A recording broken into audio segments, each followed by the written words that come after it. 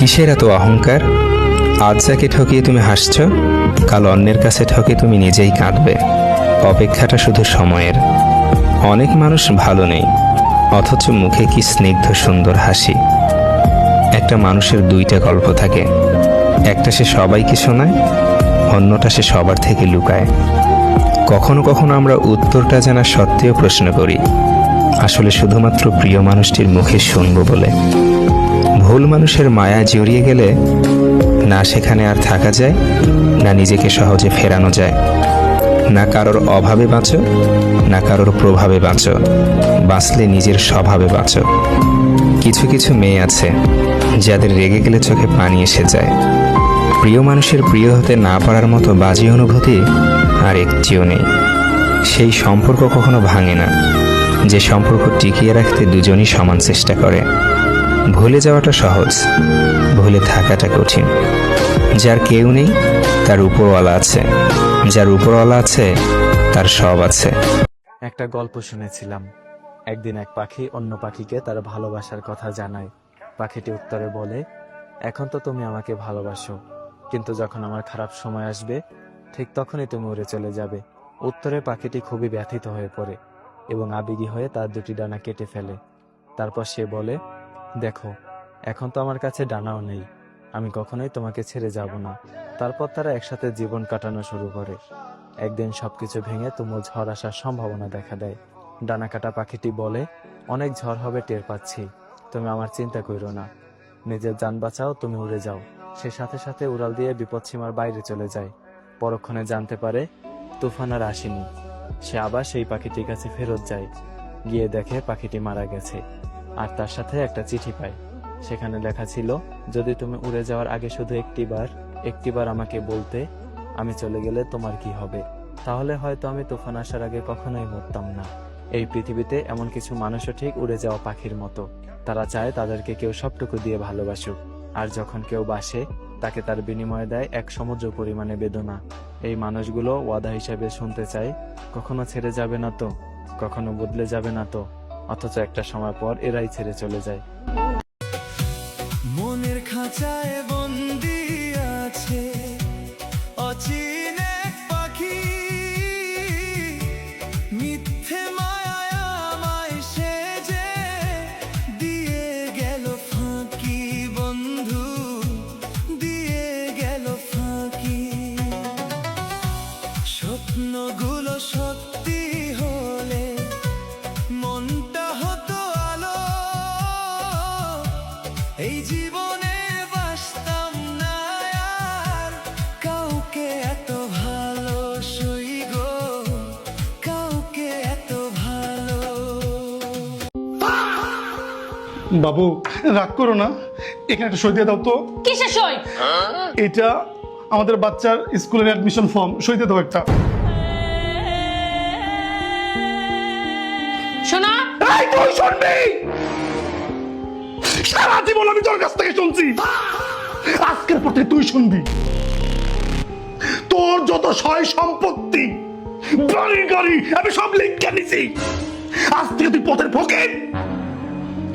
500 টাকা চাইলে 500 টাকা কি করবো? আমি না ছেলে মানুষ, স্বামী, আমার সাথে চাকরের মতো ট্রিট করতি। আজ তোর পথের ফকির বানাইছি, 5 টাকা যদি আমার পায়ে পড়বে। শোনা, আমার কথা শোনো, তুই আমার শুনবি।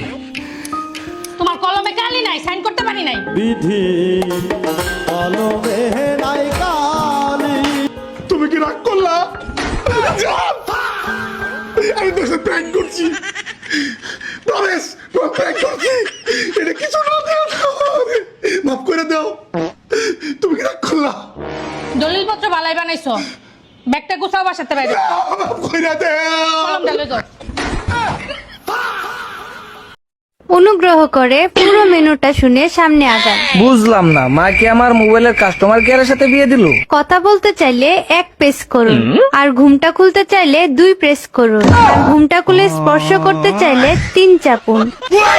না মানে ম্যাডাম, আমার তো আপনার সাথে বিয়ে হয়েছে, আমি বাসর করতে চাই। সরি, আপনার অ্যাকাউন্টে পর্যাপ্ত ব্যালেন্স নেই। অনুগ্রহ করে রিচার্জ করুন, দেনমোহরের টাকা পরিশোধ করুন। এই বিষয়ে আরো বিস্তারিত জানতে চাইলে আমার বাবা মাকে কল করুন। পুরো প্যাকেজটি চালু করতে কাবিনের 10 লাখ টাকা রিচার্জ করুন। হাই রে, মোবাইলের কাস্টমার কেয়ার, এটা কি আমার কপালে ছিল? বিয়ে করার জন্য ধন্যবাদ। আপনার রাতটি শুভ হোক। দোয়া করি সারা জীবন সুখে থাকো পাখি, আমার মতো ঝরায় না অন্য কারো আখি। পাখি কান্দায়া কেউ হয় না সুখী এই না ভুবনে, পাখি আমার উইরা গেছে জলদি আনয়নে। বয়ফ্রেন্ড আমার ভালোই ছিল, লুচ্চা তো ছিল না, অন্য বিডের পাল্লাই পইরা ফাডার ঘরের ফাডায় ছেকা দিয়া বেকা কইরা তৈয়া গেছে আমায় বান্ধবী হে।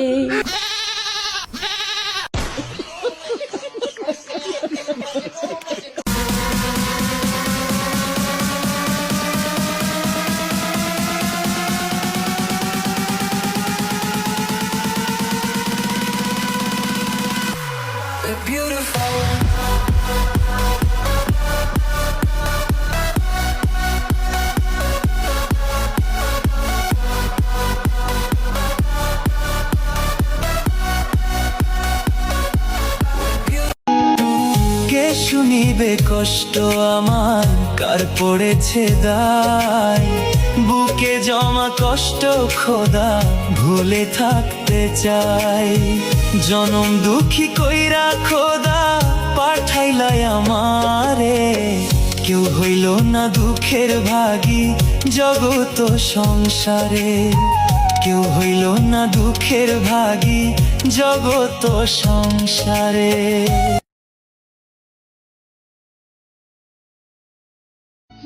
আমাকে যে ভালোবাসতে পারলো না, সে অন্য কাউকে ভালোবাসো। সে বুঝো, সে টের পাক কতটা তীব্র যন্ত্রণা নিয়ে একটা মানুষকে ভালোবাসতে হয়। আমি জানি আমার কিছু কিছু ব্যবহার যেটা তোমার অনেক খারাপ লাগে, এই জন্য তুমি মাঝে মাঝে মন খারাপ করো, ঝগড়া করো, আর আমি সেই কাজগুলো সবসময় অ্যাভয়েড করি যাতে তুমি খুশি থাকো। আর তোমার যে সবকিছু আমার ভালো লাগে এমনটা না, তোমার কিছু কিছু বিহেভিয়ার আমার অনেক খারাপ লাগে, যেটা আমি তোমার কাছে প্রকাশ করি না, কারণ আমি চাই না যে আমার মন খারাপের কারণটা জানার পরে তোমার মনটা খারাপ হয়ে যায়। আমার কাছে সবচেয়ে ইম্পর্টেন্ট তোমার খুশি, আমার খারাপ লাগাটা না, কারণ তুমি হচ্ছে আমার হ্যাপিনেস। সবশেষে একটা কথা বলবো, যে মানুষটা তোমার ভালো